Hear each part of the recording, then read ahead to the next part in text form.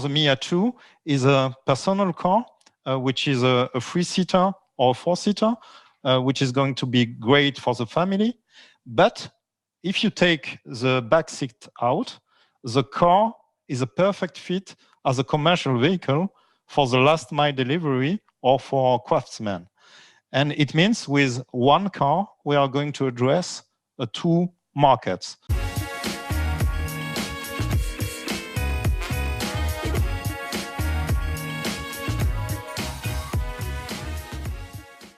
Welcome back to another edition of COVID-19 from Crisis to Creation. Here on Mentory TV, I'm Patricia Falco-Becali, your host.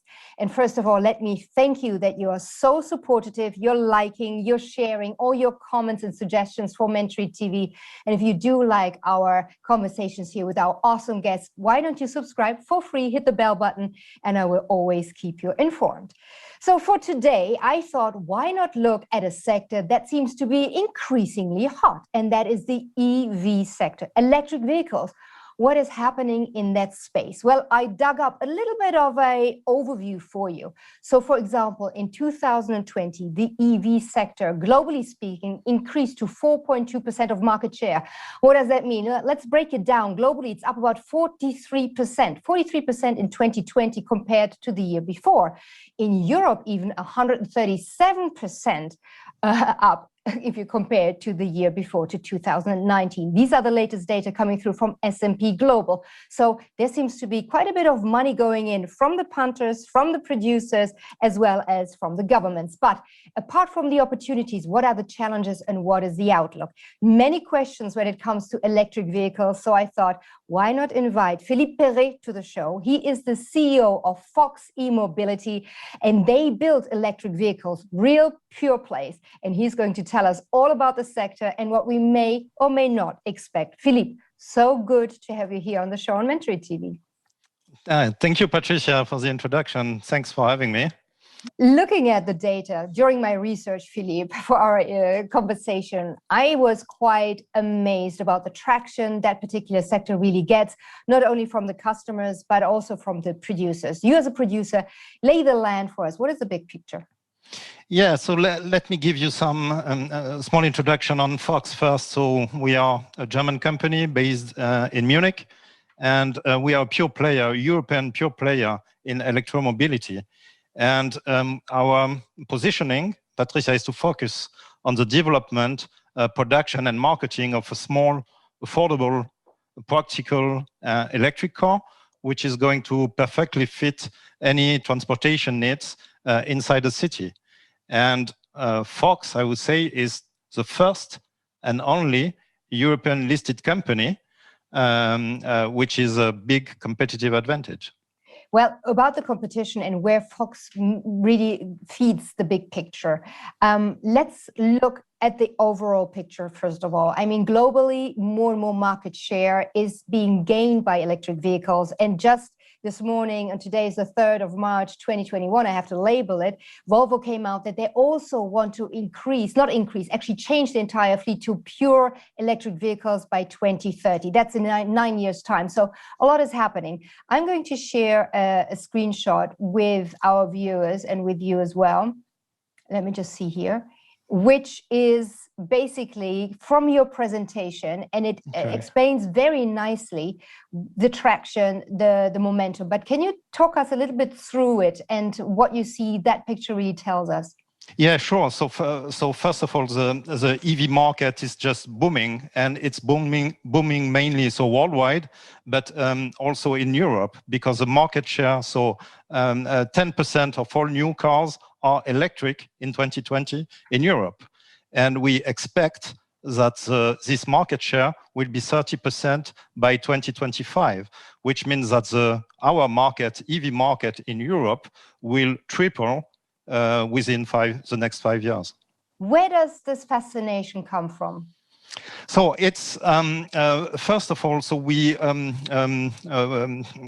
let's say we have, first of all, we get some help from the government. I think that the global frame is improving because you get subsidies from the government in order to buy an electric car. And of course, it's helping people to change their habits to come from a traditional car to an electric car. But that's not the only reason. I think the zeitgeist, the people are thinking greener and greener, so they want to have an affordable car, so they are not afraid anymore to go to the station in order to recharge the battery.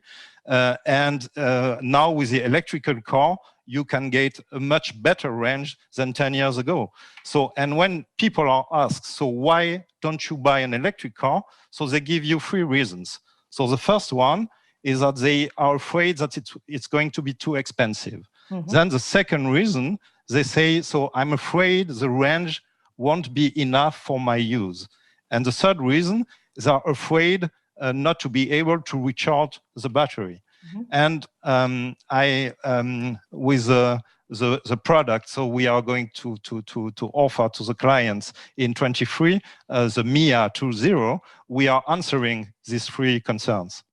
Let me quickly interrupt the conversation to say thank you that you're here with me on the channel. If you do enjoy what I'm putting out, the in-depth kind of conversations, then why don't you subscribe and also hit the bell button so I can keep you informed with our newest releases. Thanks for that in advance, and let's get back to the conversation.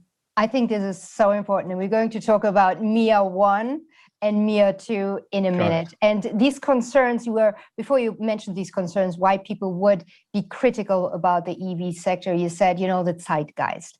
And that really brings me to, your company in general, because you've been around for quite a while and you had an EV out there called MIA 1 10 years ago already, but the zeitgeist wasn't ready. Tell us a little bit more. What happened back then?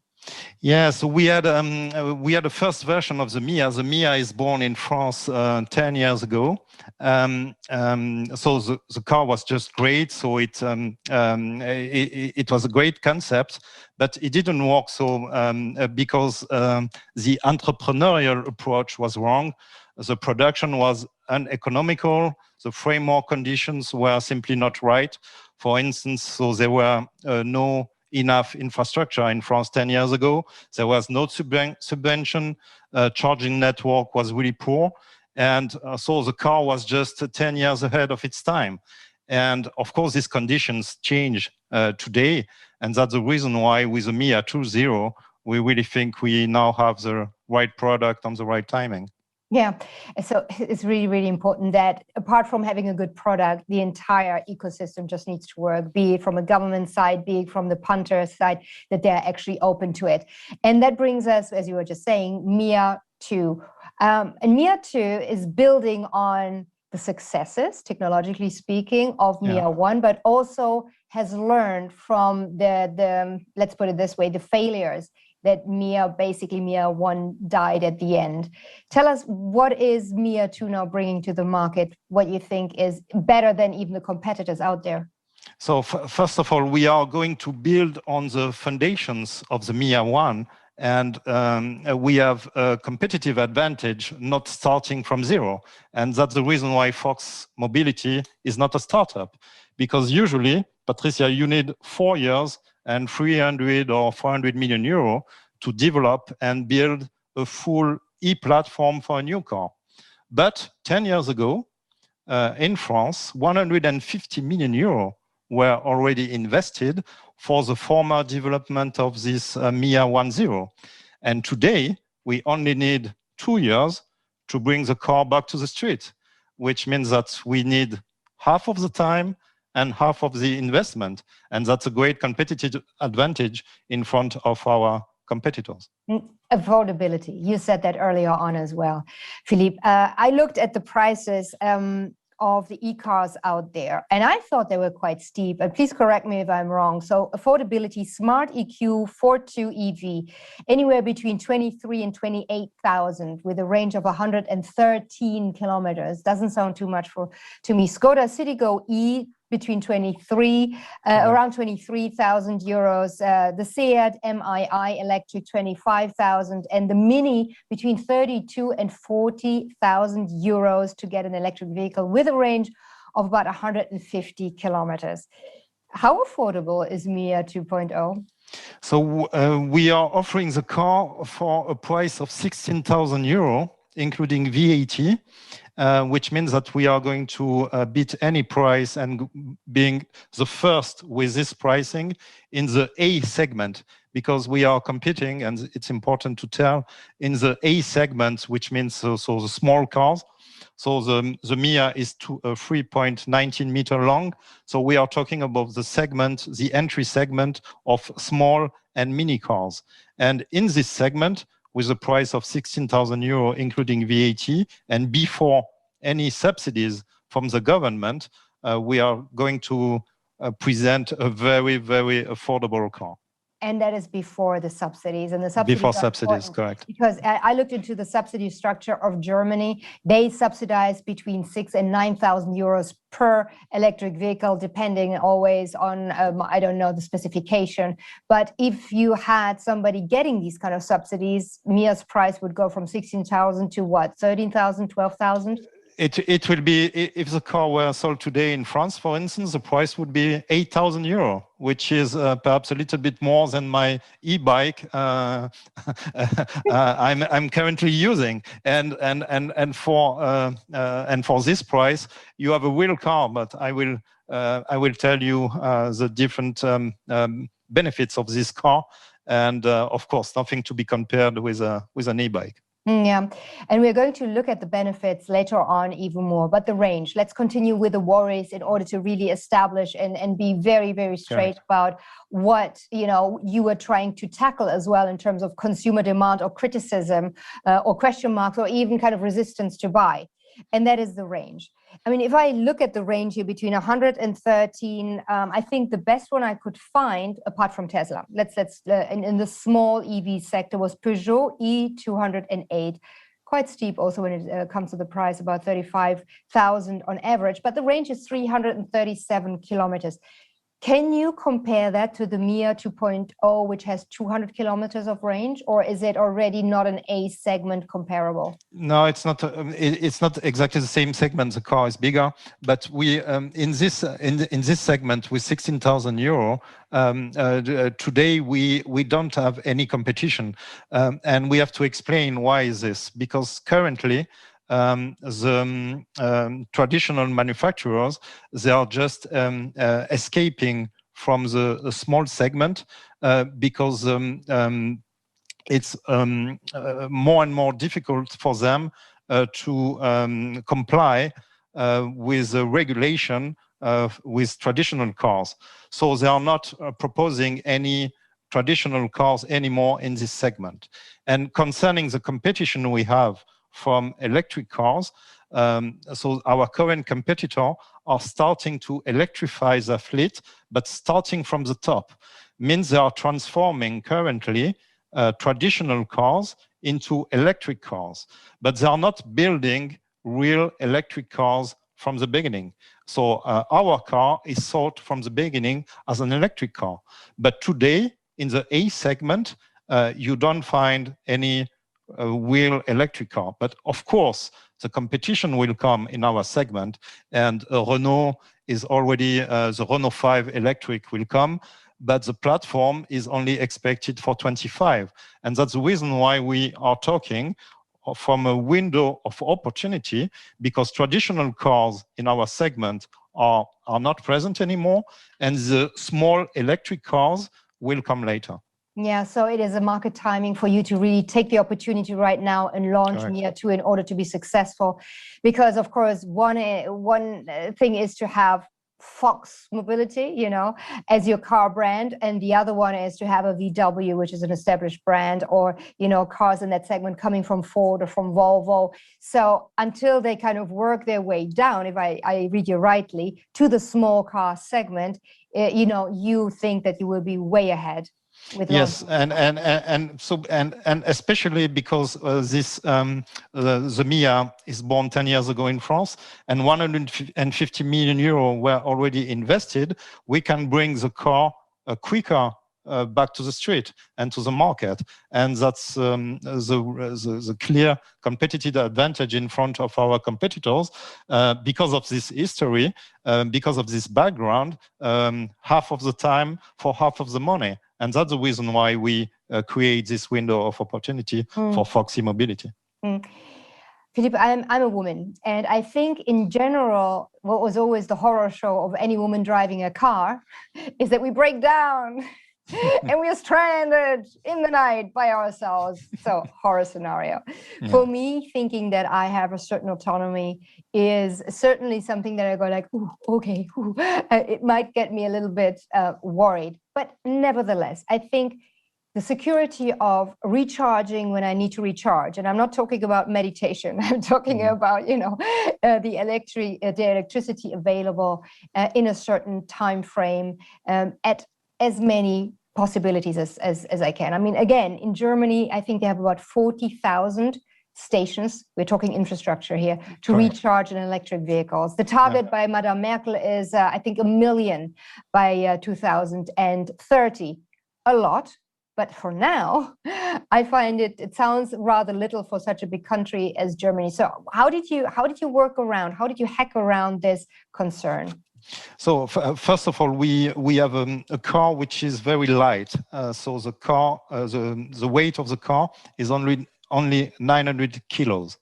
Means that in order even to have fun to drive and to have a nippy car, which is going to be very agile in the city, we don't need a huge battery. And our battery will be 25 kilowatt hour. Means that even with a very fun to drive car and with a small battery, it will be very easy to recharge because it's a small battery. And if you are home, you can fully recharge during the night. So you need between 8 and 10 hours to recharge if you are if your car is home. And if you are outside on a professional recharging station, it will be between 20 and 30 minutes. 20 and 30 minutes is good. And is it a good idea? I mean, I don't drive an EV. Is it a good idea to kind of recharge even before the battery is down to 1/3? I mean, I always do it with my mobile phone. I'm like, oh my God, I've only got 75% left. Tuck. No, it's better if you want the battery to be so good for 20 years, not to fully decharge and recharge fully. So it's better to recharge when your battery is only 20% full.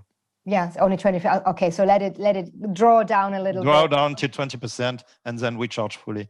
Yeah, so this is why Apple has me with every new model, because my battery really starts getting a little bit iffy after a short while.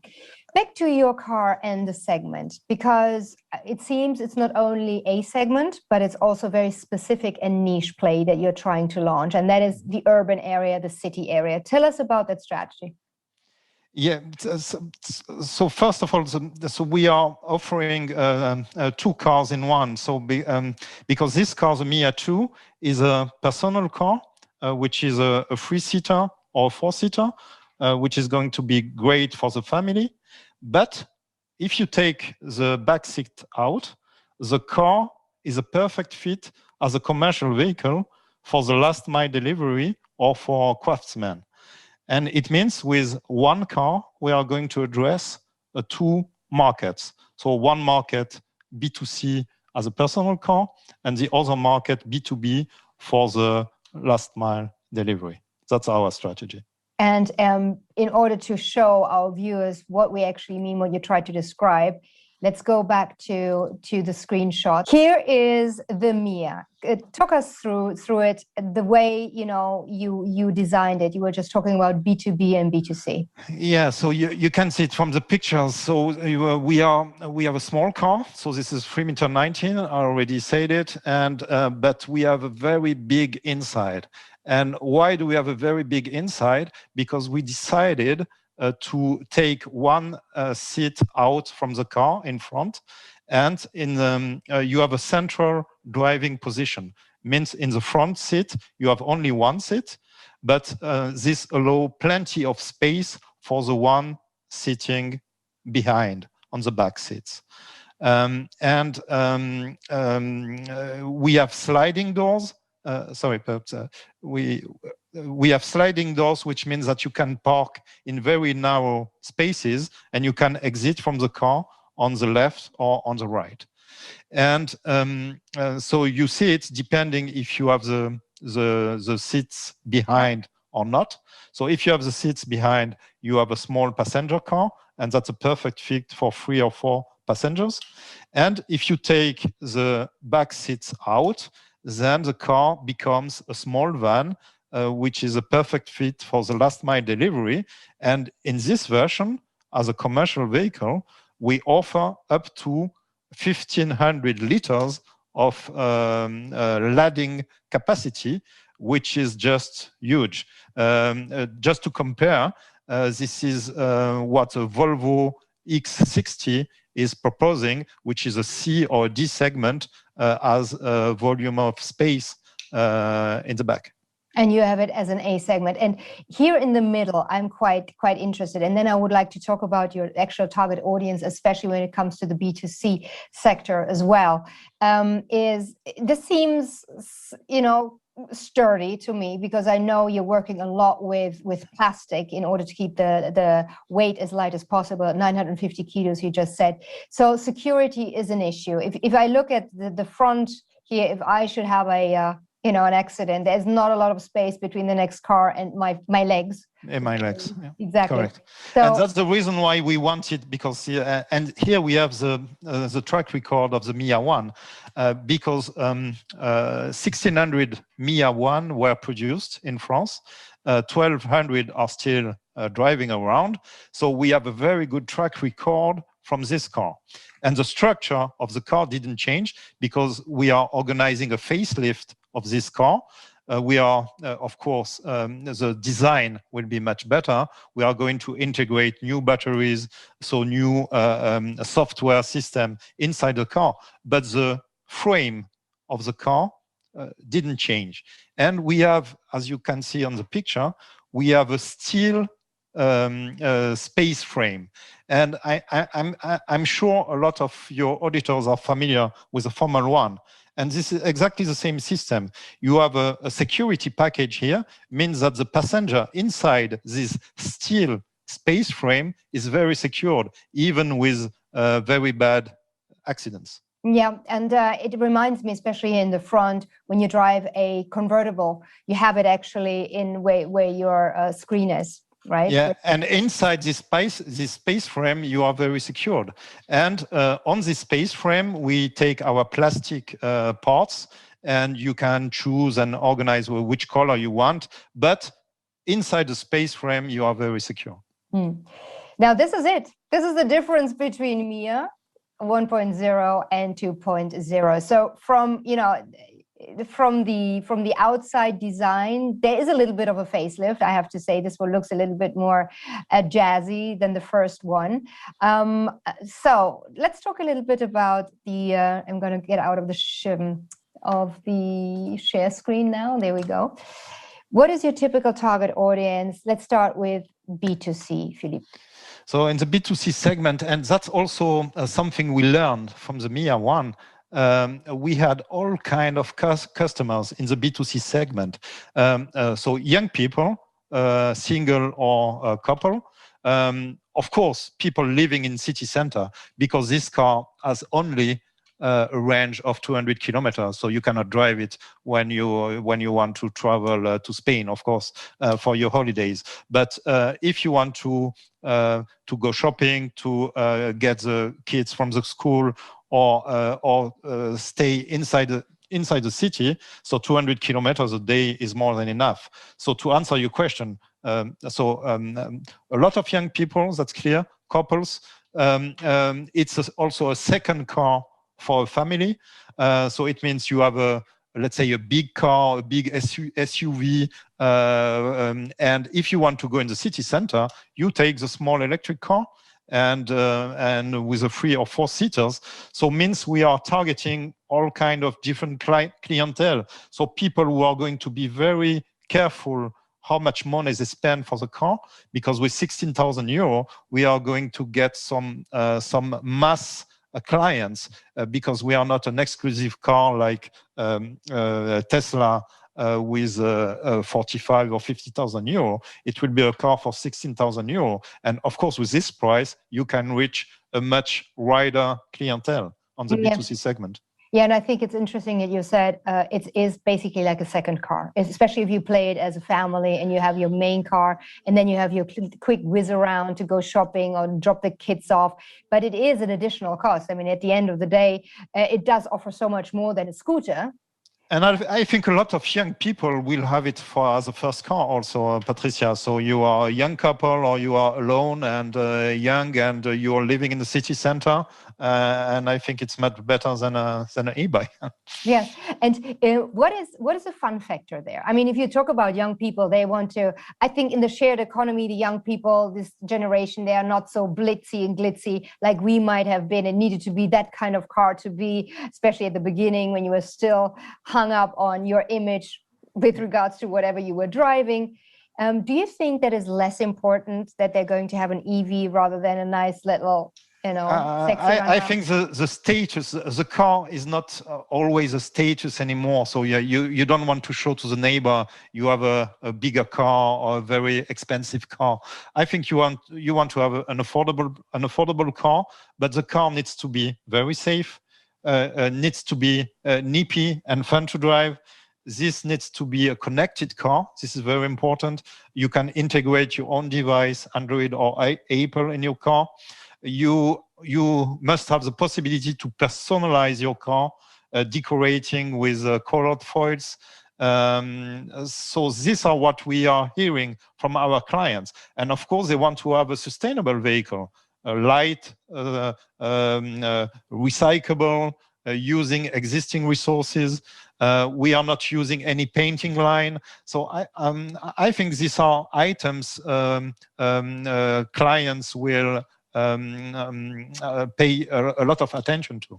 I think you're so spot on. I think also that the values have shifted, that it's cooler to have a car out there that is 95% recyclable and is actually doing something good while still giving you the freedom and the transportation you need. That's cooler than to have what sort of big brand out there. And it really is everything but, everything but good for the environment. Yes, I do totally agree. And when it comes to the connectivity, before going into the B2B target market, the connectivity, I get more and more the impression that we don't have cars anymore that happen to have a little bit of electronics inside, but I feel that we are driving computers with wheels. Computer with wheels, yeah. That's what Tesla brought to the market, huh? Yeah, and that's it. So basically, we have to have a plug-and-play situation in the car as well. And that wraps up the first part of my conversation with Philippe Perret. He's the CEO of Fox E-Mobility about electric vehicles. What is the market going to bring? What are the opportunities? What are the challenges? And if you do like the conversations I hold here with my guests on Mentory TV, why don't you join the community? Subscribe for free to the channel. Hit the bell button so I can always ping you when we have the latest releases out. Plus, thank you so much for sharing, potentially liking, and also leaving a comment in the comment section below.